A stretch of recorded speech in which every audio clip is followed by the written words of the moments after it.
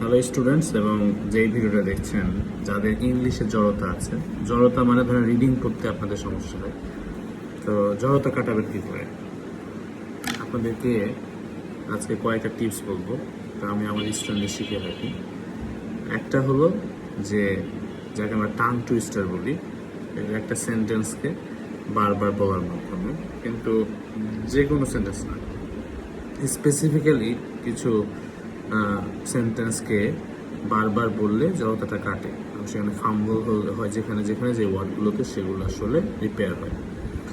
আর আরও কিছু আছে, সেটা হলো আমাদের জিহ্বার ব্যায়াম। যেমন আমরা যখন কথা বলি তখন যখন আপনি বা অন্য কেউ যদি বলে বার্ড, বলবে বার্ড, এইভাবে বলবে, হ্যাঁ? কিন্তু যারা একটু প্রোনাউন্সটা সুন্দর করে বলে তারা বলবে বার্ড, বার্ড মানে বার্ড মানে পাখি। আপনিও বললেন, কি বললেন, যে বার্ড, ঠিক আছে? আর যে ভালো প্রোনাউন্স করে সে বলবে বার্ড। দেখেন জিভাটা, হ্যাঁ, বার্ড। তো এই যে ফ্লেক্সিবিলিটিটা খুবই দরকার। তো সেজন্য আপনি কি করতে পারেন, আমি আপনাদের দুইটা জিহ্বার ব্যায়াম বলে দিচ্ছি। যেমন হ্যাঁ, A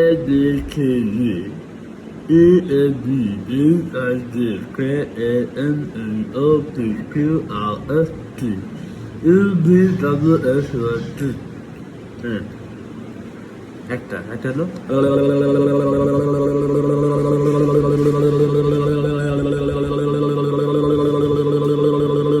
এইভাবে অন্তত 1 মিনিট ট্রাই করুন।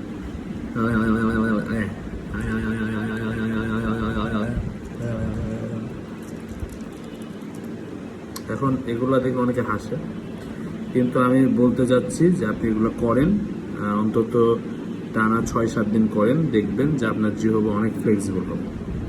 তো আজকের মতো এই টিপসটা, মানে এটা প্রথম টিপস ছিল। নেক্সট ভিডিওতে আরেকটা টিপস নিয়ে আসবো। থ্যাংকস